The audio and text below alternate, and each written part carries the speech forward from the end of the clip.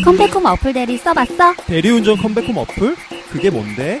대리가 필요할 때 휴대폰에서 기사 얼굴, 운전 경력을 미리 확인하고 부를 수 있대. 전화번호가 필요 없는 어플 대리? 카드 결제도 되겠네? 그럼 현금이 필요 없지. 깨똑 택시처럼 실시간 이동 경로, 이용 내역도 확인할 수 있겠군. 100% 보험 가입이 되어 있으니 안심하고 대리 서비스를 이용할 수 있지. 쿠폰도 팡팡 쏜대. 아이폰 앱 출시 기념으로 만원 쿠폰을 2장이나? 대박! 신규로 가입하실 분들께 쿠폰 혜택을 드립니다. 지금 쿠폰 번호 1219를 입력하세요. 8월까지예요. 대리가 필요할 때 컴백홈! 영화관 어때?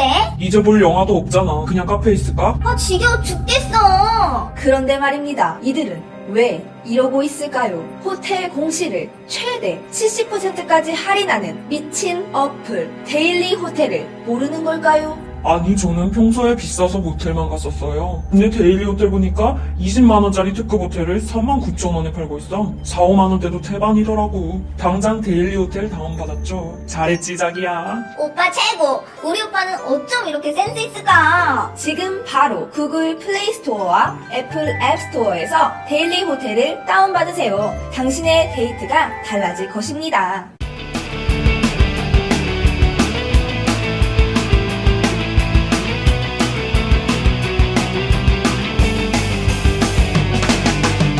살면서 누구나 한 번쯤은 궁금해하지만 아무도 정확히 알려주지 않는 주제들을 선정해서 얕게 한번 파보겠습니다. 지적 대화를 위한 넓고 얕은 지식, 줄여서 지대의 넓얏, 68의 철학, 지금 시작합니다.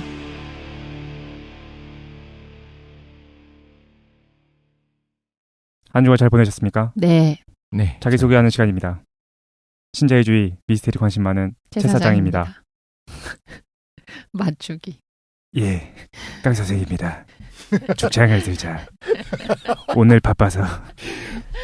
오늘 바빠가지고 깡 선생이 못 못 왔어. 오셨죠. 네. 시기. 빈자리가 큽니다. 일이 좀 많아졌나? 요즘에 좀 분주해 보이던데. 분주해 보여. 이거 좀 하는 게 많아 봐. 그래가지고 걱정이 됩니다. 그러니까. 그래서 안타깝게도 이번 주는 깡 선생이 참석 못해가지고 다음 주에 저희가 빠따친 다음에 자리에 꽂아놓도록 하겠습니다. 한 번 쉬면 그분이 다시 해야 되는 거 아닌가요? 그러니까 청계산? 계룡산 사전답사 다녀올게요. 깡쌤 됐고. 알겠습니다. 청계산 어디서 나온 거야 갑자기? 그러게. 요즘 왜 그러지? 피곤해서 그런지 단어를 너무 잘못 말해요. 그게 피곤해서 그렇다고 생각하세요? 일할 때도 자꾸 문제돼요. 1화부터 들어보세요. 1화부터. 네? 1화부터 다시 한번 들어보세요. 장난 아니다. 그게 나다. 이런 거. 독실입니다. 초당 데이터 전송률 1위. 9살들. 별로 그렇지도 않더라고요. 또 들어보니까 버벅버벅하고 느리고. 정말? 이번에도 최근에 좀 들어봤었는데 얘기를 머릿속에서 먼저 생각을 한 다음에 나오는 것이 아니라 말이 먼저 나오면서 생각을 하다 보니까 자랑하는 거예요. 그러니까 느려. 정리 안 해도 말할 수 있다. 이 정도는. 그러니까 느려. 버벅거리고. 정말? 말 잘 하고 그만해. 잘하고 있어요. 우리는 죽으라는 거니까. 감사합니다. 안녕하세요. 김도인입니다. 동양철학과 명상에 관심이 많습니다. 그렇죠. 야, 좀 오래 했다 그죠? 네. 그래서 68회고. 날씨가 많이 바뀌었어요. 날씨 요즘 가을 날씨예요. 그렇죠. 아침 저녁으로 되게 선선하던데. 네. 좋던데요, 진짜. 그러니까. 높고 구름 없이. 날씨 정말 좋아요. 놀러 가면 1년 중에 좋은 네. 날씨가 그렇게 많지 않은 것 같아. 네네. 그래서 시간 나시면은 산책도 하고 하셨으면 좋겠습니다. 잠깐이잖아요. 좀 있으면 금방 찬바람 불잖아요. 그러니까 이게 좋은 날씨가 1년에 며칠이 안 되는 것 같아. 그죠? 그 태풍 곤이 간 다음에 그 다음 날 장난 아니었어요. 너무 깨끗한 거야. 하늘도 그렇고 맞아. 공기도 그렇고. 그러니까 점점 봄, 가을이 짧아지는 것 같아요. 저는 가을, 초, 겨울 되기 전에가 되게 좋은데 이게 너무 짧아요. 눈물 나게 짧아. 그죠? 가을 안 타세요? 가을 타는 분들 없으세요? 가을 타요. 가을 타요? 가을을 어떻게 타세요? 보통 두 발로 타지요. 장난 아니다. 다 한 발로 타는 거 아니었어, 가을은? 그러니까요. 가을을 타는 사람이 아니라서. 정말요? 가을 안 탄다고? 네, 가을 안 타거든요. 제가 몰랐는데 이제 가을 탄다 사람들이 그러니까 가을 탈 수 있을 텐데 전 가을이 되게 화려하게 느껴졌어요. 그러니까 가을이 이제 쓸쓸하게 느껴지고 이제 황량하게 느껴지고 그래야 좀 이렇게 우울해지기도 하고 좀 그렇잖아요. 철학적이 되고 사람이. 근데 저는 가을이 되게 화려하다고 생각이 들어가지고 항상 그래왔기 때문에 아름답다는 생각이 들고 그래서 가을을 안 탔었어. 가을 안 타면 보통 봄 타잖아. 봄 타요? 봄 타는 건 뭐예요? 뭔가 울렁울렁하고 맞아, 마음이 울렁울렁거리고 싱숭생숭하고. 싱숭생숭하고. 잠깐만. 울렁거린다는 건 안 좋다는 거예요? 좋다는 거예요? 좋은 의미로? 정말 안 타나 보다. 이 무슨 말인지도 아. 못 알아듣는 겁니까? 근데 이게 약간 우울하게 오시는 분도 있고 봄이 우울한 분들도 있어요? 봄이나 가을? 가을이 우울한 거는 그쵸. 네네. 봄에는 보통 이제 뭐라고 하지? 그지? 첫사랑도 생각나고. 싱숭생숭하고 잘 모르겠다. 괜히 뭔가 일이 벌어질 것만 같고 그러니까요. 나이트 가야 될 것 같고. 술을 마셔야 될 것 같고. 안 타는군요. 생각해보니까 안 타는 것 같습니다. 김도희는 가을 탑니까? 네, 가을을 타는 것 같아요. 네. 근데 뭐 가을 타서 뭐 힘들거나 뭐 이런 게 없고 가을 날씨가 되면 바람이 이렇게 차가워지면 마음이 되게 싱숭생숭해지는 그지? 것 같아요. 그런 게 있어. 그리고 막 울렁울렁하고 막 그래요. 떠나고 싶고. 네. 이제 동네 아저씨한테 대시해야 될 것 같고 뭐 이런. 박테리오 파지랑 동네 아저씨랑. 알겠습니다. 박테리오 파지 너무 오랜만에 재밌는 게 잊고 있었어. 도희님이 이런 식으로 장난을 하시면 장난진담인가? 이러면은 사람들이 심쿵하다고. 아 그래?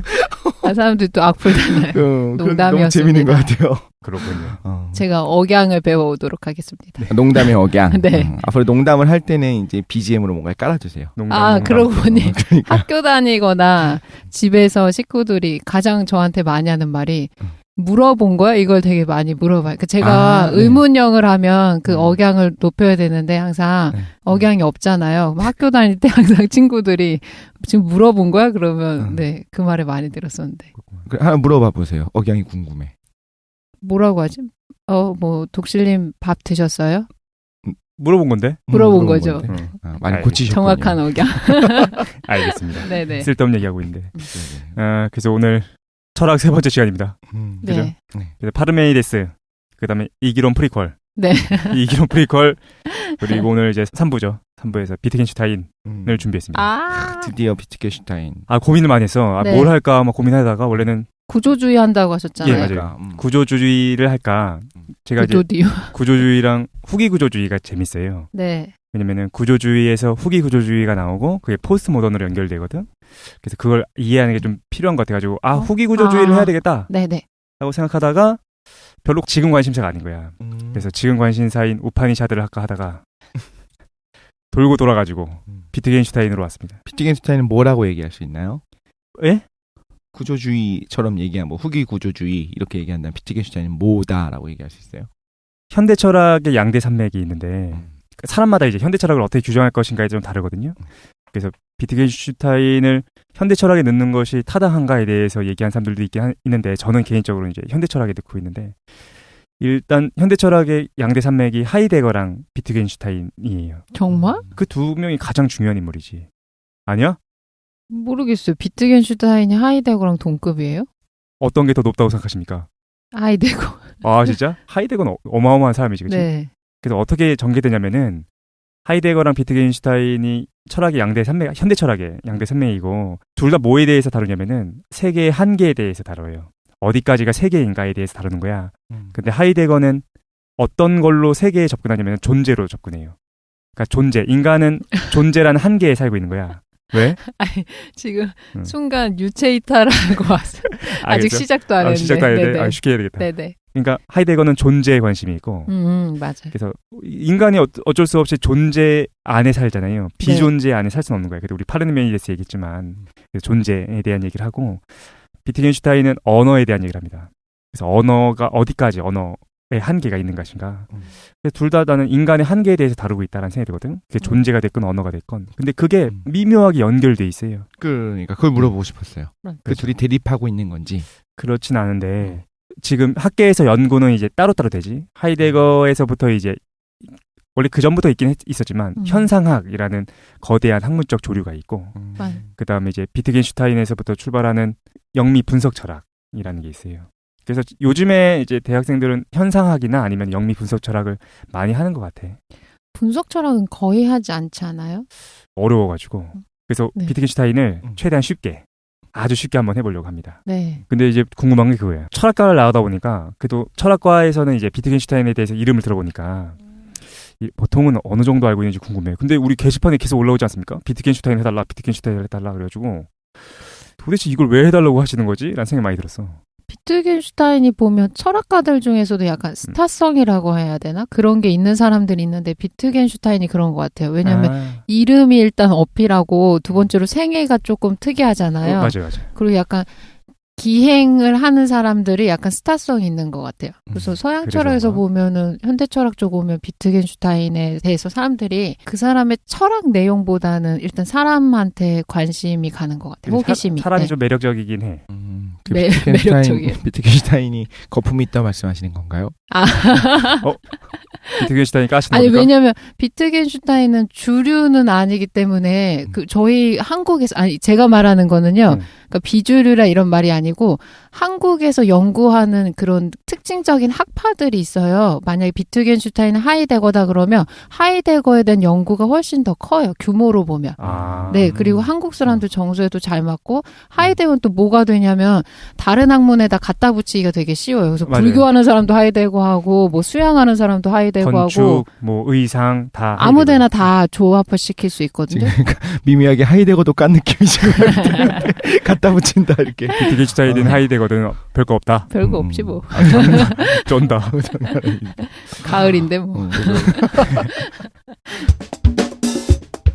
비트겐슈타인을 아유 쉽게 합시다. 이거 뭐 네. 우리 뭐 살면서 이거 몰라두세요. 그러니까 어떤 건지 간단하게 좀 알아볼 텐데 좀 아쉬웠던 거는 뭐가 아쉬웠냐면은 비트겐슈타인에 대해서 많진 않지만 강연 같은 게 있거든요.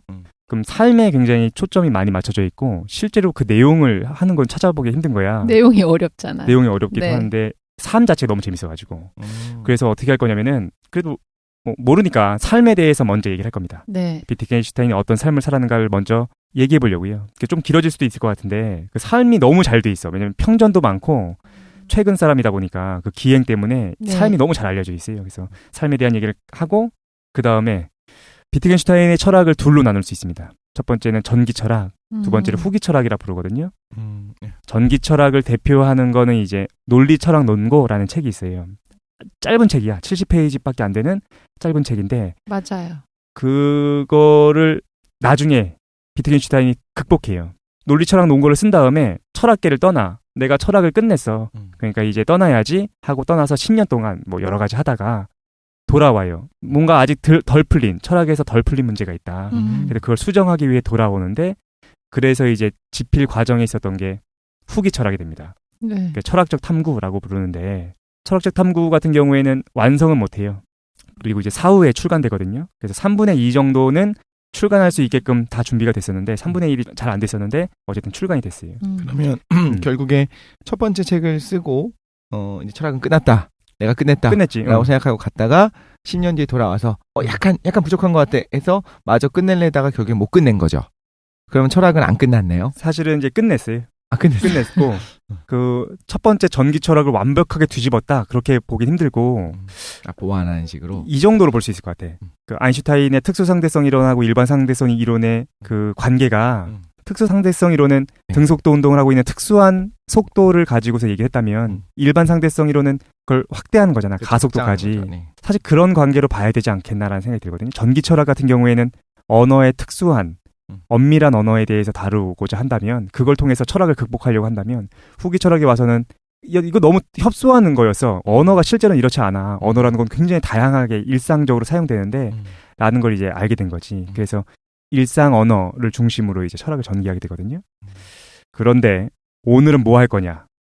생애에 대해서 다루고 그 전기 철학에 해당하는 논리 철학 논고를 직접 한번 같이 읽어보려고요. 헐. 70페이지짜리라고. 방송 처음일걸? 모든 뭐 TV, 팟캐스트, 라디오를 통틀어가지고 이런 방송이 처음일 겁니다. 그 논리 철학 논고를 내가 이해 가는 것만 이렇게 몇 문장을 뽑아왔어. 그래서 그거를 같이 한번 읽어서 실제로 어떤 내용이구나를 좀 알아보려고 합니다. 실제로 논리철학 논고 그 번역서가 별로 없어요. 그쵸? 2개? 아니요. 최근에는 좀 있어. 최근에는 2개, 있고. 3개 정도? 최근에 제가 이거 대학원 다녔을 때 그 번역서가 우리나라에 딱 한 권 있었는데 절판돼가지고 박사과정 때 수업 때 그 번역본 절판된 책을 재본해가지고 본 적이 있었거든요. 제가 야, 대학 되면 옛날 거 아니야, 옛날? 네, 대학원 때 이제 저는 오히려 동양 철학보다 서양 철학 수업을 되게 많이 들었었는데 서양 철학 들으면서 가장 이해 안 됐던 유일한 분야가 언어 철학 분야거든요. 맞아요. 비트겐슈타인은 책을 읽었는데 무슨 말인지 전혀 이해를 못 하겠는 맞아요. 거예요. 그래서 속상했던 기억이 있네요. 전기 철학인 그 70페이지짜리 논리 철학 논거는 네네. 못 읽습니다. 사지 마세요. 저 이거 하신다고 해서 집에서 찾아봤는데 없는 거예요. 분명히 그 책 읽었었던 기억이 있는데 찢어서 버린 거 아니에요? 버렸나 봐요. 그래서 왜 일반 사람들이 읽기 어렵냐면은 기호 논리학을 사용해요. 언어가 어려워요. 엄밀해져야 된다고 생각하기 때문에 언어의 내용적 측면을 소구하고 형식적 측면만 남겨놓은 기호 논리학을 사용해서 조금 읽다가 중간 부분을 못 읽는 부분이 생겨. 네, 그 부분은 같이 안 읽을 겁니다. 내 스타일 그 아니에요. 부분을 이거 건너뛰고 언어처럼. 뒷부분이랑 앞부분에서 좀 중요한 내용들만 좀 같이 한번 읽어볼 텐데 그래서 러셀이랑 같이 연결돼서 약간 수학적인 부분들이 나오기 시작하는 거죠. 사실 맞아요. 이제. 음. 근데 철학적 탐구는 읽을만 해요. 내용이 좀 길고 잘 정리가 되어 있진 않아. 근데 읽을만 하니까 혹시 읽어봐야 되겠다 비트겐슈타인 생각이 네. 드시면 논리 철학 논고 사시면 사지 마. 후회합니다. 이건 전시용이었구나를 알게 되는 책이에요. 진입장벽이 너무 높은 책이에요, 이건. 그지? 기호 논리학을 알아야 돼서 그게 좀 아쉬워. 철학은 직관으로 해야지. 그러니까 직관 철학의 달인. 네네. 본격적으로 시작할 텐데 네. 여쭤보겠습니다. 어떻게 생각하세요? 긴장된다. 선하다는 게 있죠. 선과 아름다움이라는 것이 유사한 걸까요? 어떻게 생각하십니까? 꺼져. 진선미 선? 있잖아. 네. 그중에서 이제 선이라고 말씀하실 때 개념은 선악에 반대되는 선 말씀하시는 거예요? 그렇지. 도덕성에 네. 대한 것과 와, 아름다움이라는 미적인 것이 유사한 걸까요? 유사하죠? 어떤 면에서 유사해? 어떤 면에서? 이거 동양 철학에서 되게 중요한 물음 아닙니까? 어떤 거? 도덕과 아름다움, 선과 미의 관계. 근데 아름다움이라고 하실 때 그 아름다움을 어떤 개념으로 쓰시는 거예요? 외적인 거에 대한 아름다움? 아니면 저희가 어떤 뭐 숭고나 예술적으로 좋은 걸 봤을 때? 이데아적인 것. 일치하죠. 선이란 것의 이데아와 유사개념. 아름다움에 대한 이데아라는 것이 네. 일치한다. 어떤 면에서 일치한다는 거예요? 왜 일치한다고 말했어요? 왜냐하면 가장 도덕적인 걸 봤을 때 그게 안정된 상태, 이상 상태니까 사람들이 그거를 느끼기를 아름답다고 느끼죠. 네. 도덕성이라는 걸 봤을 때 우리가 그걸 아름답다고 느낀다. 네네. 독실이는 어떻게 생각하십니까? 선과 미 이게 유사한 개념인가요? 유사했으면 좋겠는데, 그러니까 그 인간의 예를 들지 않고 모두를 생각해 보자면 아닐 수도 있겠다는 생각이 들어요. 근데 있을 것 같아요. 어떤 존재가 그리고 그게 꼭 의식적인 존재가 아니더라도 어떤 것이 선이다라고 하는 거를 보편선은 아니더라도 개인적으로 느낄 수 있겠죠. 아니면 순수한 이런 생각도 해볼 수 있어요. 그러니까 저는 이럴 때 극단적인 생각들을 해보게 되는데 아주 혼란스러움을 가지고 혹은 아주 순수한 악한 우리가 볼 때 악한 행동을 너무 아름답다라고 느끼는 사람이 있을 수 있는 것처럼 그렇지. 그런 존재가 있을 수 있는 것처럼 그 두 개가 일치하진 않을 것 같아요. 일치하지 않는다. 그런데 이제 양의 상관관계, 음의 상관관계 둘 중에 하나는 나타나지 두 개가 완전히 따로따로 놀진 않지 않을까. 그러니까 어떤 사람은 선한 걸 아름답다고 볼 것이고 어떤 존재는 악한 걸 아름답다고 볼 수도 있겠죠. 어떤 두 개가 양의 상관관계. 그러니까 아름다울수록 선해진다. 그런 관계는 아니지만 어쨌든 관계를 맺고 있다.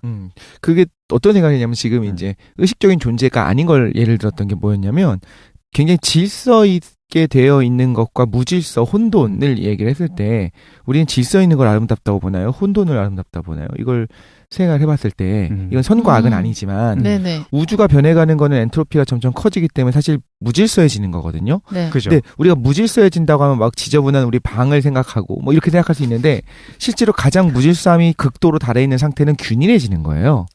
그렇네. 완전히 균일해진 거.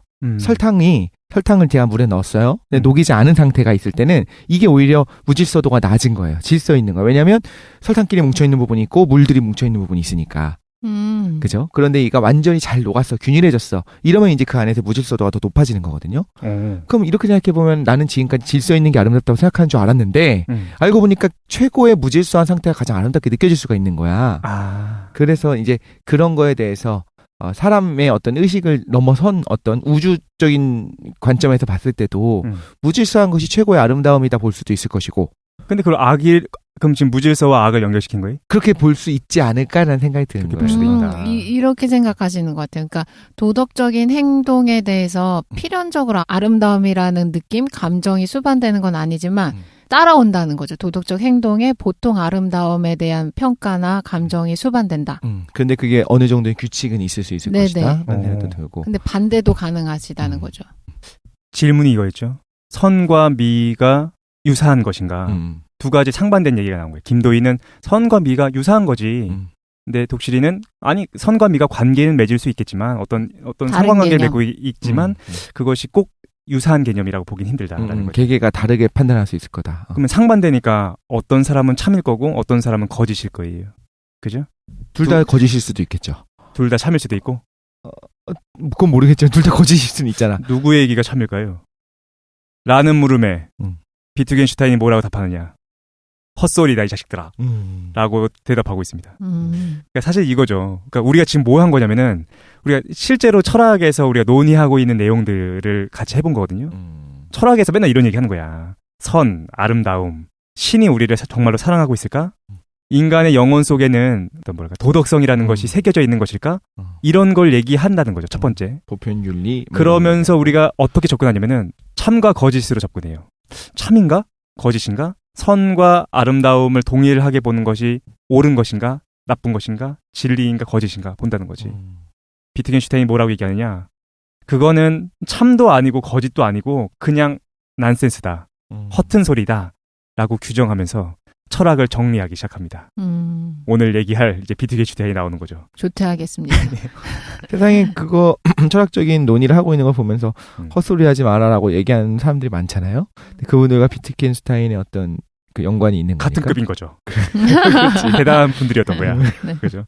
그래서 비트겐슈타인은 뭐 어떤 사람이냐면은 네. 비트겐슈타인의 기록을 보면 캠브리지 철학과 교수였거든. 그런데 그 아리스토텔레스를 안 읽었어요. 기존 철학에 대한 공부가 전혀 없는 사람인 거야. 오, 정말요? 네. 뭐 있겠어. 아 이런 거 그냥. 엔지니어였다가 수학의 무시하시는 기초가 건가요? 필요해서 공부를 했고 그러다 보니까 이제 수리 철학으로 넘어와서 이제 지금의 이제 언어 철학으로 전개되는 건데 실제로는 자기가 하는 분야밖에 사실 몰랐어요. 근데 어쨌든 비트겐슈타인의 의의는 이거죠. 뭐냐면은 기존에 있었던 철학을 끝내려고 했었어. 그러니까 비트겐슈타인이 생각할 때는 그거였던 거야. 왜 철학에서의 문제점들이 그렇게 많이 발생하고 얘기가 나오느냐. 실제로는 철학은 그런 걸 얘기하는 것이 아니라 철학이 해야 되는 거는 그냥 비판 작용인 거야. 그렇게 누군가가 헛소리 하는 걸 얘기했을 때 그것이 왜 헛소리인지를 밝혀주는 것이 철학의 임무다. 라고 생각했어요. 그러면서 이제 그러기 위해서 언어를 정교하게 만들어야 되겠다라는 생각을 합니다. 왜냐면 다 언어에서 발생하는 문제니까. 그러니까 이렇게 둘이 논쟁을 벌이고 있는데 가만 듣다 보니까 서로 다른 말을 하고 있는 건 거죠. 어떤 정의에 대해서. 그렇죠. 선의 뭐 예를 들면 보편 윤리, 보편 선이 존재하는가를 이야기할 때 얘가 얘기하는 보편 선, 보편 윤리와 얘가 얘기하는 보편 윤리뿐만 아니라 보편이라는 건 뭔가에 대해서조차 이제 다른 얘기를 하게 되니까 그걸 엄밀하게 잡아봐야 된다. 그거를 그렇게 만약에 그럴 수 있겠죠. 예를 들어 이렇게 해볼게. 선과 미가 같은 것인가에 대해서 첫 번째로 이렇게 비판할 수 있어요. 선과 미가 같은 것인가? 그거에 대해서 어떤 식으로 비판할 수 있냐면은 야, 선이나 미에 대응하는 것이 있어? 신이 우리를 사랑하는가? 라고 얘기했을 때 신에 대응하는 게 있냐로 비판할 수 있겠죠. 아주 후려쳐서 얘기하면 비트겐슈타인의 전기 철학이 그렇게 질문하는 겁니다. 대응하는 것이 없다. 대응하는 것이 없는 것에 대해서 말하는 것은 잘못됐다라는 거죠. 그거는 말할 수 있는 것이 아니라 단지 우리가 보여질 수 있는 것. 근데 그 얘기 좀 이따 할게요. 근데 어쨌든 그건 말할 수 없는 거야. 그게 첫 번째로 비트겐슈타인이 비판하는 방식이고 후기 철학에 오면 이렇게 얘기할 수 있어요. 선과 아름다움에 대해서 얘기할 수 없는 것. 선과 아름다움이 유사한 건가요? 라는 거에 대해서 이렇게 비판할 수 있어. 방금 독실이가 얘기했던 것처럼 사용하는 사람마다 방식이 너무 다양한 거야. 외계인이 사용하는 아름다움이라는 것과 인간이 사용하는 아름다움이라는 거는 삶의 양식이 다르기 때문에 너무 다른 거겠지. 그러니까 말해줄 수 없는 거다가 후기 철학이라고 보면 됩니다. 어떻게 보면 많은 분들이 공감하고 있는 부분인 거를 굉장히 정교하게 만든 그렇지. 거네요. 이런 얘기를 해요. 회를 좋아하시는지 모르겠는데 생선이 물고기의 고통을 느끼는가에 대한 이제 주제가 나오게 되면 그거에 대해서 이제 이런 얘기가 나오기 시작하는 거예요. 고통의 정의를 이제 얘기해야 되는 거예요. 그렇지. 그럼 뇌 안에서 일어나는 고통의 어떤 물질, 신경 전달 물질이 있겠죠. 네. 그럼 신경 전달 물질이 이렇게 기존의 사람들은 뭐라고 얘기했냐면 생선은 고통을 못 느낀다고 해요. 그래서 살아있는 생선을 이렇게 살을 발라내죠. 그래가지고 입은 여전히 뻐끔뻐끔하고 있는데 여전히 살은 이렇게 갖고 그거 먹고 그 굉장히 고급으로 치잖아요. 회 요리가 나올 때. 네네. 제가 먹어본 적 없는지 사진을 봤었거든요. 그 회가 그 횟감이 되는 생선은 아직 살아있고 머리 부분은 살아있는데도 불구하고 살은 쫙 발라낸 거예요.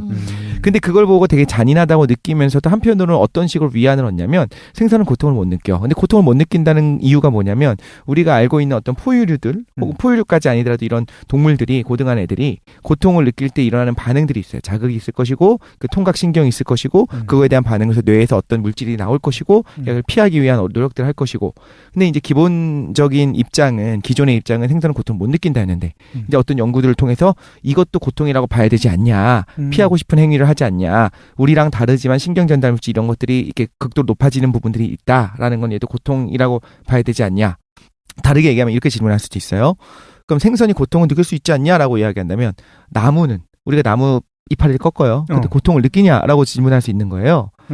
그치. 그럼 이거에 대해서 이제 대답을 하려면 뭐가 돼야 되냐면 고통이 뭔지에 대한 엄밀한 정의가 필요한데 그치. 종이 달라져 버리면 그 공통된 부분이 없기 때문에 고통을 못 느낀다라고 쉽게 얘기해 버릴 수도 있겠죠. 그렇지. 예를 들어서 그 생선이 갑자기 말을 할 수 있게 된 거예요.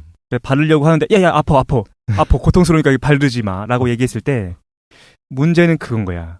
얘가 말하고 있는 그 고통이라는 것과 우리가 생각하는 그 고통이라는 것이 육체적인 거나 삶의 양식이 다르기 때문에 사실 공유할 수 없는 거라는 거지. 알 수 없는 거죠. 그래서 비트겐슈타인의 후기 철학에서는 이렇게 얘기합니다. 그래서 사자가 말을 할 수 있다 하더라도 우리는 사자의 말을 이해할 수 없다. 왜냐면은 삶의 양식이 다른 거야. 그래서 우리가 먹이를 주려고 사자한테 갔어요. 그때 사자가 이렇게 얘기하는 거야. 안녕 닌겐? 이렇게 얘기했다. 그거를 이해할 수가 없어. 도대체 얘가 왜 이 안녕 닌겐이라는 얘기를 한 거지? 걔의 삶의 양식 속에서는 뭘 수 있냐면은 내가 너를 죽이기 직전에 너한테 전하는 뭐 어떤 메시지 이런 걸 수도 있는 거고 그러니까 알 수 없다는 거야. 근데 이거를 극단으로 몰고 가면 사람들도 마찬가지 아닙니까? 내가 최사장이 뭔가 얘기를 하고 있는 것 같은데 실제로 최사장이 내적 세계 그리고 어떤 식으로 하는지 모르니까 독실이가 정확히 접근했는데 그래서 유아론의 문제로 적 빠져요. 유아론이 뭐냐면은 세상에 나만 있다는 게 유아론이거든. 유아독존할 때. 그렇지. 세계가 나의 세계일 수밖에 없는 거야. 왜냐면 내가 사용하는 언어나 나의 삶의 양식이 나한테만 한정되니까. 비트겐슈타인이 끊임없이 유아론을 극복하기 위한 과정들을 거치는데 아마 오늘 그 얘기는 못할 거예요. 오늘은 언어에만 집중해서 얘기할 텐데. 이거 재밌네요. 예전에 그런 생각이 대학을 다닐 때 제가 이제 워리어짓을 좋아한다고 했잖아요. 사실 그렇지는 않아요. 사실 그렇지 않은데 토론이 너무 피곤하니까 안 하려고 하는데 할 때는 또 이제 하고 싶어 하거든요. 근데 그때 어떤 생각이 들면 좀 답답한 거예요. 저는 진짜로 이 사람을 비판해서 이기고 싶다라기보다는 무슨 생각하는지 fully understand 하고 싶고 나도 내 생각 완전히 전달하고 싶은데 그걸 못 하잖아요. 그래서 옛날에 무슨 생각했냐면 머리에 USB 포트가 있었으면 좋겠다. 그래서 이걸 꽂아가지고 내 생각을 다 전송에 다운로드 해갖고 저쪽 머리에 꽂아가지고 카피를 해준 다음에 자 봐봐 우리가 이제 같은지 다른지 한번 비교를 해보자. 존나 다를걸? 같은 선상에서 한번 비교를 해보자라는 거잖아. 근데 알고 보니 그렇게 해봤더니 코딩 자체가 다른 거야. 저 사람 C언어로 코딩이 돼 있고 난 파스칼로 코딩이 돼 있는 거야. 그럼 이거는 쟤는 윈도우인데 나는 리눅스야. 그렇지. 그 경우에 이제 그 소프트웨어 두 개가 같은지 다른지를 비교하는 것 자체가 어려워지겠죠. 그러니까. 그런 생각을 해본 적이 있었거든요. 유아론으로 빠질 수밖에 없는데 그거에 대해서 굉장히 후기에 와서 나이든 비트겐슈타인이 그거에 대해서 극복을 해내려고 노력을 해요.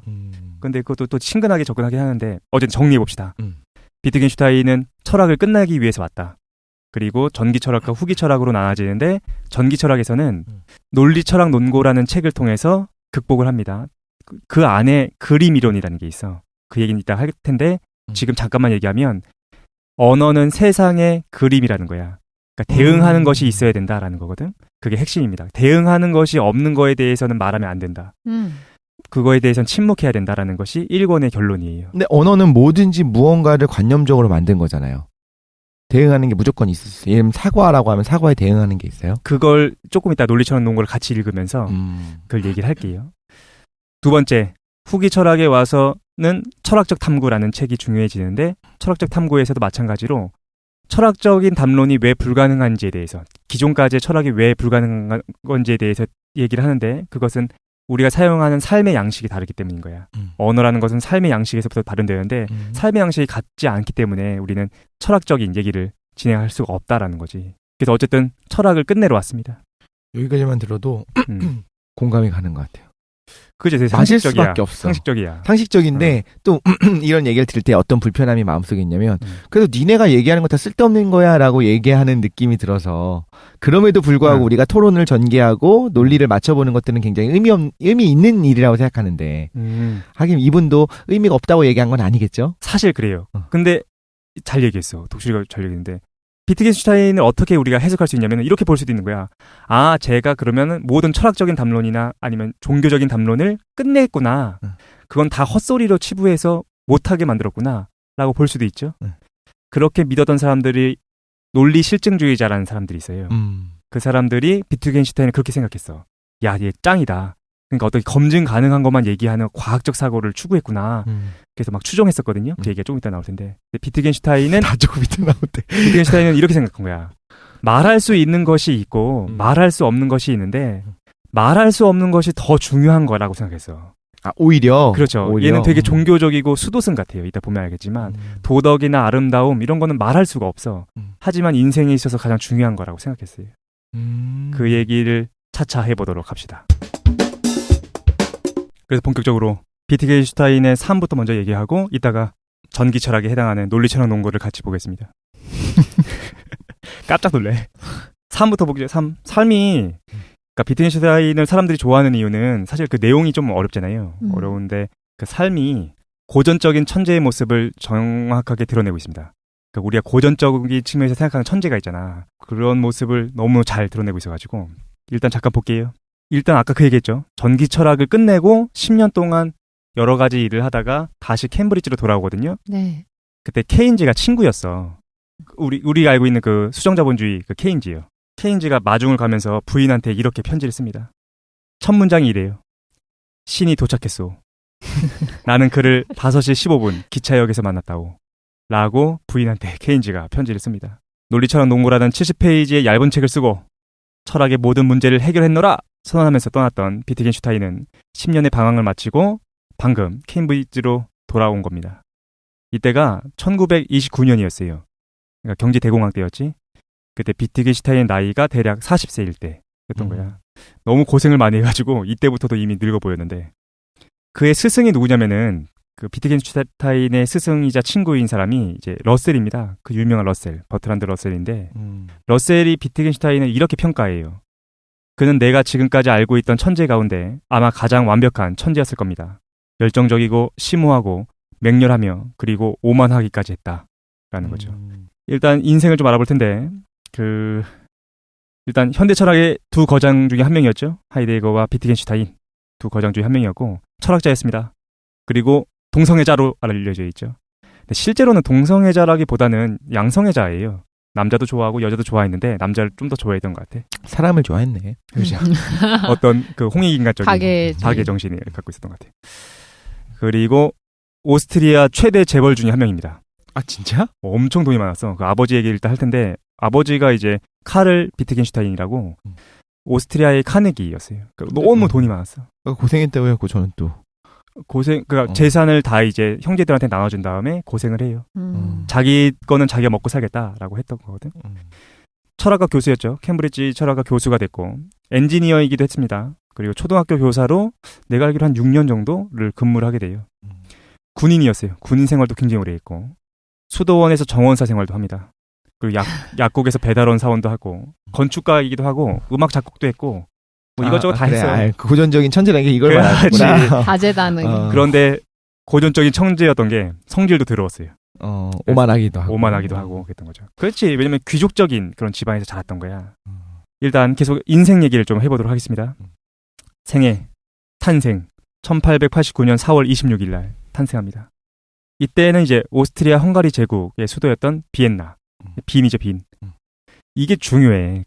이 사람이 태어났던 19세기 말에 오스트리아의 빈이라는 건 뭐를 의미하는 거냐면은 유럽 문화의 어떤 극단이에요. 세기말적인 분위기가 그때 장악하고 있었어. 그러니까 모든 예술가나 철학가나 그런 사람들은 오스트리아 빈에 모였고 거기에서는 인간의 실험장이기도 하고 문화의 마지막 어떤 퇴폐적인 문화의 실험장이기도 했어. 그러니까 근데 문화가 아주 결집되어 있던 그런 시기였습니다. 그래서 빈의 분위기 자체가 세기말적인 분위기였다라고 해요. 네. 우리가 알고 있는 유명한 사람들 다 여기 있었죠. 프로이트도 여기서 활동했고, 맞아. 그 스웬베르크 있지 않습니까? 그 무조 음악의 창시자인가? 스웬베르크도 여기 있었고, 그 다음에 이제 근대 실용 건축의 독보적인 인물이었던 아돌프 로스나, 그 다음에 히틀러의 나치즘도 여기서 발생하게 되죠. 그러니까 모든 이념들이 여기서부터 출발하는데 빈부격차가 극심했대요. 그래서 부르주아 계층은 향락적이고 퇴폐적인 모습을 많이 띄었고, 프롤레타리아들은 이제 열악한 노동 환경에 시달리고 있는 그런 모습이었죠. 그래서 예술가들이 어땠냐면은, 예술가들의 입장을 한번 생각해 봅시다. 예술가들은 누구한테 지원을 받냐면은 그렇게 부유한 부르주아한테 지원을 받는 거야. 그렇죠. 근데 자기는 가난해. 그러니까 어떠냐면은 세상으로부터 도망쳐가지고 계속해서 아름다움을 추구하는 탐미주의적인 모습을 띠게 됩니다. 그런 사회적 분위기가 형성되어 있었는데, 비트겐슈타인은 존나 부자인 집안에서 금숟가락을 3개 정도 물고서 다이아몬드 숟가락을 물고서 태어나게 됩니다. 아버지가 오스트리아의 거대한 철강 회사를 거느리고 있었어요. 그들은 대저택에서 자랐는데 사람들은 그곳을 비트겐슈타인 궁이라고 불렀습니다. 그 왕국이었어. 그래서 어느 정도였냐면은 저택에 7대의 그랜드 피아노가 있었대요. 그리고 8자녀 중에 막내로 이 비트겐슈타인이 태어나는데 이름이 루드비히입니다. 그래서 루드비히라고 할게. 루드비히. 이름을 왔다 갔다 하면서 쓸게요. 아버지는 유태인이었는데 개신교로 개종했고, 어머니는 이제 카톨릭이었습니다. 그래서 아이들도 카톨릭 세례를 받게 돼요. 비트겐슈타인은 그 형제가 5남 3녀였거든요. 그러니까 자기가 막내였던 거야. 근데 놀랍게도 비트겐슈타인을 가족들이 불쌍하다고 생각했대요. 그래. 아니 그랜드 피아노가 7대가 있는데 8대잖아. 그래? 얘만 없잖아. 얘만 없네. 아이고 슬퍼요, 불쌍해. 힘든 인생을 보내겠구만. 그렇구만. 그런 것도 있었는데 사실은 그것보다는 그런 것도 있겠네. 그런 것도. 재능이 없었대. 그러니까 형제 자매들 너무 그 재능이 뛰어난 거예요. 예술적이거나 미술적이거나 그리고 총명하고 그랬는데 얘는 그냥 평범했대요. 집안이. 불쌍하게 생각했고, 나중에 철학으로도 사실은 살아생전에 이미 너무 유명했거든요. 그런데도 불구하고서 부끄러워했대, 가족들이. 그러니까 첫째 누나 정도만 비트겐슈타인이 이제 캠브리지에서 철학과 교수가 되고 이랬을 때 그때 기뻐했다고 하더라고요. 실용적인 걸 중요하게 여기는, 그러니까 왜냐면 철강회사였다고 했잖아요. 그죠. 왠지 느낌이, 근데 이제 철학이라고 하는 것들을 바라보는 시선이 사실은 되게 두 개잖아요. 이 세상의 진리를 탐구하는 사람이구나. 지금 우리도 이렇게 생각하는 사람이 있는가 하면, 쟤네 뭐 먹고 뭐 하려고 저걸 하나. 쓸데없는 얘기하네. 쓸데없는 얘기만 하고 있구나. 그랬던 살만하니까. 그럴 수도 있겠죠. 그랬던 것 같아요. 이때 집이 대단했어. 그래서 예술가들을 너무 많이 후원했겠죠. 그래서 실제로 유명한 음악가들이 이 가족들 저녁 모임에 와가지고 이제 개인적으로 이제 음악 해주고 돈 받아가고 그랬었는데, 누가 왔었냐면은 브람스, 구스타프 말러 이런 사람들이 와가지고 이제 가족들을 위해서 음악 해주고 지원받고 이랬다고 하더래요. 그러니까 우리로 따지면 뭐 이런 거지. 오늘 저녁 식사하는데 심심하니까 그 GD 좀 불러. GD가 노래 부르고 가고 이런 분위기야. 이런 분위기였어요. 근데 이제 너무 자세하게 얘기하면 좀 그런데, 그 넷째 파울이라는 형도 있거든요. 파울 비트겐슈타인 같은 경우에는 피아노를 너무 잘 쳤는데 그 1차 세계대전 중에서 이제 오른팔을 잃어버리게 돼요. 그래서 그 인상주의 작곡가로 라벨이라는 사람이 유명하다며. 라벨. 맞아요?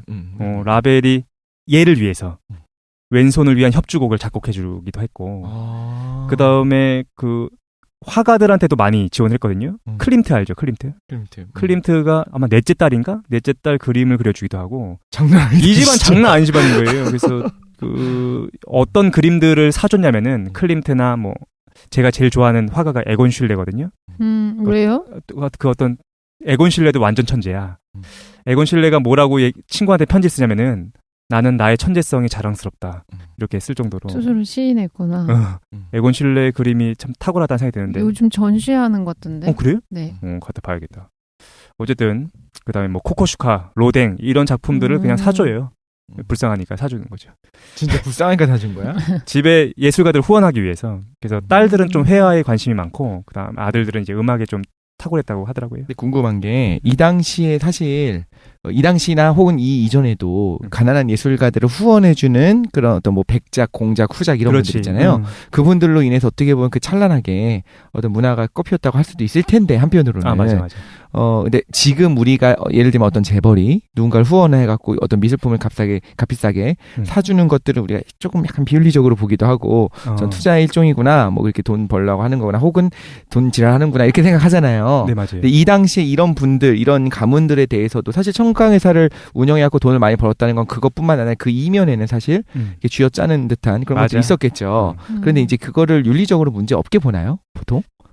사실은 이때도 이제 비난의 대상이었죠. 그러니까 그렇겠죠. 네. 그렇게 하게 했는데 오늘날 좀 비난이 되는 거랑 좀 다른 것 같아. 이때는 예술가들을 정말로 후원하려고 하는 것도 없지 않아 있었고 지금도 마찬가지겠지만 지금도 그러겠죠, 사실. 지금 그러니까 오늘날 왜 문제가 되냐면은 왜 예술품을 왜 사냐면은 재벌들이 두 가지 때문이에요. 첫 번째는 정가가 아닌 거야. 그래서 얼마를 샀는지 몰라. 내가 예를 들어서 독실이가 대충 그림을 그렸어. 발가락으로 그렸는데 내가 이거를 어떻게 신고하냐면은 2억에 샀다라고 신고하고 독실이한테는 실제로는 1억만 줘. 그리고 나서 1억을 내가 가질 수도 있거든요. 그러니까 그런 식으로 첫 번째 탈세를 할 수 있고 탈세의 수단. 두 번째로는 감가상각이 안 돼. 예술품은. 그러니까 모든 뭐 건물이 됐든 자동차든 맞아요. 감가상각이 심한데 얘는 감가상각이 없는 거야. 오히려 오를 수도 있고. 그렇지. 그래가지고 재벌들이 예술 작품을 많이 사고 있는. 재테크의 수단인 거니까 비판이 될 수 있다. 지금은. 잘 모르겠어. 근데 어쨌든 우리가 오늘 얘기하려는 게 그게 아니니까. 근데 가족사가 불행했어요. 남자 형제들 대부분이 자살합니다. 정말? 그래서 비트겐슈타인도 평생 그 죽음의 공포에 좀 시달리고 자살에 대한 충동을 계속해서 느끼거든요. 그 이유는 뭐예요? 이유가 없어? 왜냐면은 첫 번째 형이 한스인데 한스 비트겐슈타인은 아버지가 가업을 잇기를 원했어요. 근데 자기는 싫었던 거야. 미국으로 도망쳤다가 보트에서 뛰어내린 걸로 추정이 돼. 그리고 두 번째 형은 이제 1차 세계대전 당시에 장교로 근무했는데 병사들이 자신의 명령을 안 따르는 거예요. 비관해가지고 총으로 자살을 해요. 셋째 형 루돌프 비트겐슈타인도 이제 배우가 되고 싶었어. 근데 아버지가 반대해가지고 집에서 나와서 생활하던 중에 술집에서 자기가 음악을 신청한 다음에 청산가리를 먹고 자살합니다. 그런데 되게 극적이네요. 집안사가. 그렇지. 집안이 좀 안 좋아. 근데 셋째 형 같은 경우에는 아버지가 이제 반대하기보다는 유서에 뭐라고 나와 있냐면은 나의 타락한 성격 때문에 자살한다라고 돼 있거든요. 이게 뭐냐면 동성애를 얘기하는 거야. 그러니까 이 집안 자체가 약간 동성애적인 게 있었는데 그게 뭐가 문제냐라고 얘기할 수 있잖아요. 이 당시에는 안 그랬어. 분위기가, 게다가 유대인들이잖아. 그러니까 유대교나 그리스도교적인 측면이 강했기 때문에 동성애가 안 됐던 거지. 그러니까 비트겐슈타인도 끊임없이 계속해서 그것 때문에 고통스러워했던 것 같아. 자살 충동에 시달리고. 어쨌든 이런 일이 계속해서 있었습니다. 넷째 형은 안 죽었죠. 그 대신에 아까 전에 얘기했던 것처럼 팔이 잘렸지. 그래서 안 죽어. 비트겐슈타인이 어떻겠습니까? 다음은 난가 보다. 그래서 자기가 빨리 죽을 줄 알아요. 근데 뭐 괜찮게 살아. 그래서 62 정도의 이제 전립선암으로 이제 죽게 되는데 어쨌든 집안 분위기가 좀 안 좋았습니다. 되게 갑자기 호감이 가요. 왜? 안쓰러워서? 저는 뭔가 이렇게 사연 있는 거에 되게 항상 마음이 가는데 이 생각해보면 지금 말씀해주신 걸로 생각해보니까 키에르케고랑 마찬가지인 것 같아요. 저는 이런 걸 겪어보지 못했는데 집안에서 자살하는 사람이 생겼을 때 자기가 평생 죽을 때까지 안고 가는 그런 중압감이 있잖아요. 그리고 이게 한 명도 아니고 형제들이 다 자살하고 집안 분위기가 이랬을 때 자기가 평생 어떤 마음을 갖고서 살았는지 생각하니까 굉장히 그래요. 마음이 먹먹해요. 그렇구만. 좀 약간 저는 비트겐슈타인 자체 분석자라고 좋아하지 않기 때문에 내용 너무 어렵다라고 생각했었는데 이 사람이 어떤 마음으로 이렇게 세상을 바라보고 어떻게 이해하려고 했는지 되게 관심이 가요. 네네. 표현을 어떤 사람의 성과, 어떤 사람이 이제 나중에 후세에 이름을 남기는 데 있어서 집안이 얼마나 중요하지 않은가도, 물론 이 사람이 어떤 성격을 쌓아 올린다든가 이런 거에 굉장히 중요한 역할을 했겠죠. 근데 우리가 처음 들었을 때는 거의 뭐 재벌을 넘어서는 그렇지. 거의 그냥 그런 왕이야, 거잖아요. 왕. 예, 그런 급이었던 집안에 있는 왕자님들이잖아요. 뭐든지 할 수 있었지 그 사람들은. 그런데 살해당한 것도 아니고 자기가 자살을 그렇게 하고 했었던 걸 보면 사람이 인간이 느끼는 그 감정이라고 하는 거, 쟤는 부자니까 뭐 쟤는 지가 뭐 모든 걸 다 하니까 저런 생각하지라고 우리가 쉽게 비판할 수 있겠지만 그 내적인 고통, 고민 뭐 이런 것들은 그렇겠네. 그거 생각하니까 좀 안쓰럽기도 하고 그러네요. 굳이 집에 맨날 오는 사람들이 다 천재야. 화가 예술가들이 천재가 오는데 자기는 평생 재능이 없어. 그래서 항상 이제 그런 거에 시달리는 거지. 근데 형들은 다 자살해. 그렇게 똑똑한 형들은 다 자살했는데 난 남아있고. 제정신이 아니었을 것 같아. 게다가 나는 동성애야. 그러니까 이거는 뭐 장난이었겠죠. 어쨌거나 저쨌거나. 근데 아동기 얘기를 잠깐 할게요. 어쨌든 그런 것 때문에 시달려. 그 다음에 이제 아동기가 돼가지고 재능이 없어가지고 항상 불쌍했대. 아유 저 불쌍한 루드비 재능이 없어가지고 항상 저랬었는데 9살에 첫 번째 철학적 사유를 시작합니다. 9살에 이런 생각을 했대. 거짓말을 하는 것이 이로울 때에도 진실을 말해야 하는가? 이걸 9살에 그 문에게 기대 서가지고 고민했다는 거야. 우리가 보통 9살에 이런 생각을 하나요? 보통 하죠. 보통. 네네. 아 진짜? 저희 조카들도 하던데. 그치, 그거는 5살, 6살 때 또 얘기를 해요. 내가 생각을 해요. 아, 그래요? 근데 이게 철학적인 사유라고 할 정도로 이렇게 가지를 치지는 못하지만, 네. 내가 이거 거짓말하면 엄마한테 안 혼날 수 있을 텐데, 이런 고민들을 하고. 아, 그렇구나. 근데 보편선에 대한 고민은 아니겠지만, 아니, 불쌍한 루드비. 재능이 없어가지고. 근데 이게 직감적으로 알기도 하는 것 같아요. 어린아이들을 관찰해 보면, 그러니까 처음에는 어떤 게 진실이고 거짓인지 구별 못 하잖아요, 애들은요. 그리고 뭐 사실이랑 허상이랑 이것도 구별 못 하고 꿈이랑 현실도 잘 구별 못 하고 그런데 이게 추상화되면서 개념이 생기면 이제 애들이 구별하기 시작하는데 애들이 처음으로 거짓말하는 시점이 있잖아요. 언제쯤에? 그러면 나 몰라 그런 걸. 나 연령대가 다 다를 텐데 보통 뭐 4살, 5살 정도 되면 거짓말이라고 인식하진 못하지만 그 사소한 걸로 진짜가 아닌 걸 말하기 시작하거든요. 그래? 네네. 뭐 예를 들어 지금 뭐 앞에 물이 있다 그러면 자기가 물 먹고 싶으면 거짓말로 뭐 이거 내가 슈퍼에서 뭐 사온 거야 이렇게 말을 하기 시작해요. 아 네네. 진짜? 근데 그때 본능적으로 아는 건지 아이들이 그 말을 할 때 눈동자나 이런 태도가 굉장히 불안해지거든요, 일시적으로. 아, 그래요? 네, 순간적으로. 그럼 난 태어나서 한 번도 거짓말 안 해봐가지고 모르겠네. 아이들이 그때 하는군요. 네. 비트겐슈타인이 늦긴 늦었네요. 9살. 근데 비트겐슈타인처럼 재능이 어떤 없어가지고 명제로 만들어서 생각하진 않겠죠. 세상은 아직도 못 해봤고. 거짓말이 뭐예요? 어쨌든 학교 네. 생활이 시작됩니다. 1903년 14살 때 그 린츠라는 지역에 있는 실업학교에 입학해요. 그쪽에 독일 문화권이 이런 게 있잖아요. 레알 슐레, 김나지움, 네네. 하우프트 슐레 뭐 이런 게 있거든요. 슐레가 이제 스쿨이란 뜻인 거고. 지금도 레알 슐레는 실업계예요. 근데 보통 학생들은 이제 인문계인 김나지움을 가는데 얘는 실업계 레알 슐레를 가요. 근데 그 당시에 레알 슐레는 그 노동자 계층들이 많이 갔었는데 왜 여기 보냈냐? 아버지가 사업을 얘라도 물려받았으면 좋겠다고 생각했어. 철강 사업. 그러니까 루드비를 여기로 보냅니다. 문제는 계급적 차이가 너무 나는 거야. 그래서 비트겐슈타인이 적응을 못합니다. 성격도 애가 꼬장꼬장한데 적응을 잘 못하고 귀족들이 사용하는 용어가 있었대. 그거를 계속해서 친구들한테 사용하는 거야. 예를 들어서 당신이 뭐 이런 식으로 14살인데 그대가 그런 식으로. 그래서 학교 적응을 못했는데 준비물 좀 빌려주시게나. 내가 나에게 준비물을 빌려줬을 경우에 뭐 이렇게 얘기했는데 어쨌든 린츠에 있는 실업학교가 좀 독특해요. 이때 이 학교에 히틀러가 있었어. 같은 나이거든요. 그런데 동갑이에요? 동년배인데 2개 학년이 낮았어, 히틀러가. 그래가지고 실제로 마주칠 일이 없었을 거다라고 얘기하는데 같이 찍은 사진이 있어요. 전체 사진이 있으면은 히틀러는 진짜 히틀러처럼 생겼어. 비트겐슈타인이 그 아래 좀 이렇게 있고 그런 사진. 이미 코스튬이 있었나요, 히틀러는? 그때 있었어요 이미. 아 진짜? 없었어. 그럴 리가 없잖아 14살인데. 근데 어쨌든 히틀러의 기록에 웃으면 안 된다. 웃기다. 기록에 이건 썰인데 히틀러가 이 당시의 기록에 이런 기록을 남겨. 이상한 유대인을 만났다. 이렇게 기록이 있는데 비트겐슈타인일 수도 있다. 뭐 이런 얘기를 하더라고요. 얘가 제일 이상했기 때문에. 이상했으니까 이상했지. 아니 학교에서 유명하지 않았겠어요? 네네. 다닐 때 막 보디가들 제 옆에 다니고 그러겠지. 과인이 그대에게 뭐 이런 식으로 언어를 쓰고. 쌀 때 막 포크 5개로 쓰고. 그러니까. 나비효과를 생각을 해보자면 그 히틀러가 사실 유대인 혐오가 되게 됐던 이유들을 우리가 이야기를 해요. 얘가 뭘 했었기 때문에 뭘 당했기 때문에 이런 것들을 하는데 그 중에 아주 작은 거라도 나비효과는 원래 그런 거니까 그치. 영향을 줬을 수는 있겠네요. 부정적인 이미지를 줬을 수 있고. 복씨가 정확히 얘기했는데 그런 실제로 썰이 있어. 그러니까 이게 히틀러가 어렸을 때부터 그런 피해의식을 가질 수밖에 없었던 게 비트겐슈타인이나 이런 애들을 봤기 때문에 그런 건 아닌가. 비트겐슈도 워낙 천재고 막 주변에서 잘한다 하는데 자기는 여기 나중에 쫓겨나거든요. 학교를 학교에 쫓겨날 정도가 되는데 그런 것들이 어떤 피해의식을 만들지 않았을까라는 얘기가 있긴 있는데 이건 완전 썰입니다. 네.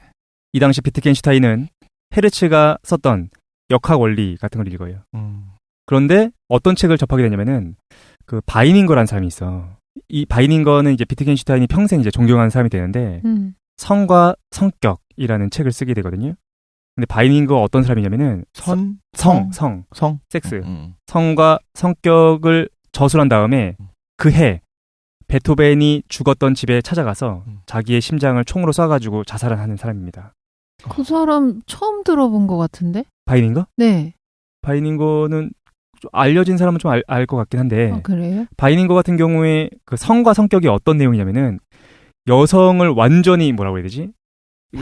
까뭉개는 그런 책인 거예요. 여성은 완전히 저열하고 막 그런 남성 우월적인 약간 그런 내용이 담고 있는데 당시 분위기가 그랬나요? 니체도 사실 그랬잖아요. 여성을 약간 굉장히 그랬던 것 같아.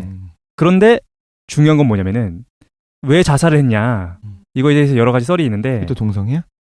동성애기가 약간 있었어요. 바이닝거도. 그리고 자기가 유대인이었던 거예요. 그런데 성과 성격의 내용을 보면 여성들에 대해서 굉장히 이게 안 좋게 평가하잖아.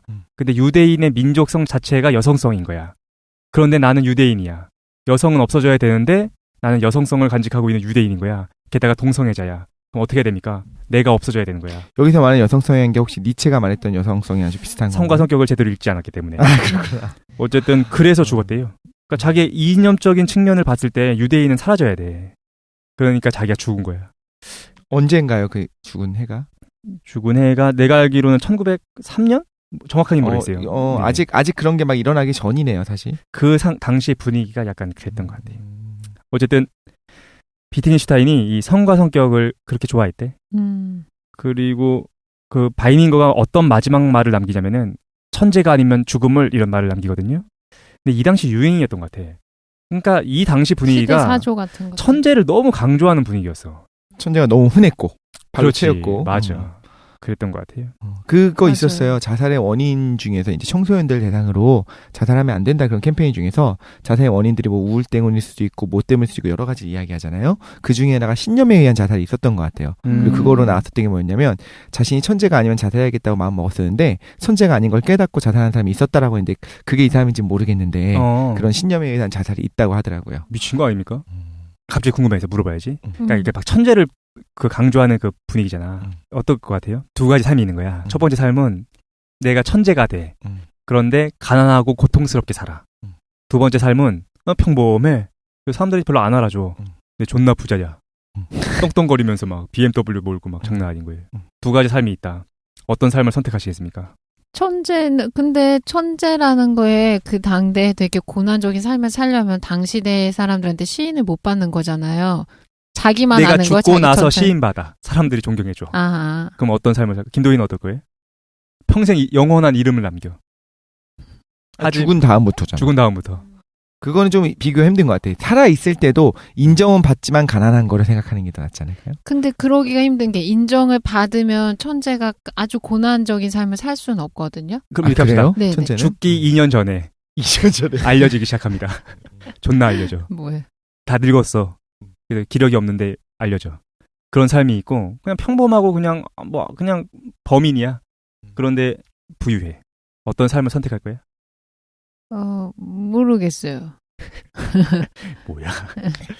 근데 독실이는 인간이 어떤 사회적인 동물이라고 하잖아요. 예. 사회 분위기 어떤 문화 이거에 완벽하게 우리가 이렇게 따로 떼갖고 생각하기 힘든 것 같아요. 지금 타임머신을 타고 돌아간다고 한다면 그냥 편안하게 살고 마음 편하게 살면 됐지라고 생각하는 이유가 지금 이 시대는 너무 힘든 시대이기 때문에 사람들이 행복이 최고다. 어떤 자아 실현도 물론 좋겠지만 그냥 편안하게 이게 사는 거 그게 사실 제일 좋은 거다. 문화에 사는 게 좋은 거다. 이런 인식들이 깔려 있는 문화가 된 건데 당시엔 그게 아니라 그 사람이 한번 살았으면 예를 들면 이런 거죠. 우리가 뭐 삼국지 초한지 읽어볼 때도 남자를 한번 태어나갖고 천하를 호령할 수 있지 않으면 남자가 아닌 거지 뭐 이렇게 얘기한다든가. 일본의 고대 무사들 같은 경우에 어떻게 생각했냐면 가장 명예로운 죽음 중에 하나가 전장에 나가서 죽거나 그게 아니면 할복 자살하는 것도 일종의 명예로운 죽음이어서는 아니죠. 명예를 지키는 방법 중에 하나였거든요. 아픈데 그걸 어떻게 했대? 그러니까 목을 베어주는 사람이 따로 있었지. 아유, 그런 식으로 싸우다 죽는 것이 가장 명예로운 뭐 스파르타도 마찬가지 아니었을까요?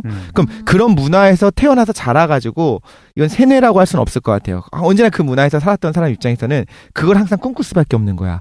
난 이렇게 죽어야지. 나의 최후는 이렇게 돼갖고 내가 역사에 이름을 남기고 혹은 내가 신이 될 것이고 이렇게 해서 죽은 다음에 뭐 이렇게 한다면 우리 조선시대 어떤 유학자들도 어떤 뭔가 있지 않았을까요? 어떻게 살아가는 것이 모범적이고 주변에서 압력이 있었을 텐데 이 당시에 만약에 내가 아예 그냥 범인이었으면 모르겠는데 약간은 준천재야. 영재, 선제까지 못 가고 영재야. 그러면 어마어마한 스트레스를 받았을 것 같아요.